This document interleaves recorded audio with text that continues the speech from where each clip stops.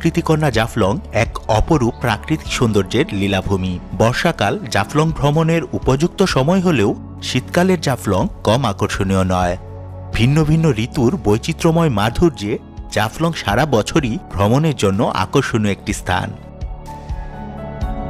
সীমান্তের ওপারে সারি সারি পাহাড়, দূরের ডাউকি শহর, বর্ষায় প্রবাহমান জলপ্রপাত, পিয়াইন নদীতে পাথরের সন্ধানে শত শত নৌকার আনাগোনা, শীতে স্বচ্ছ নীলাভ জল, সবকিছুই মুগ্ধ করার মতো।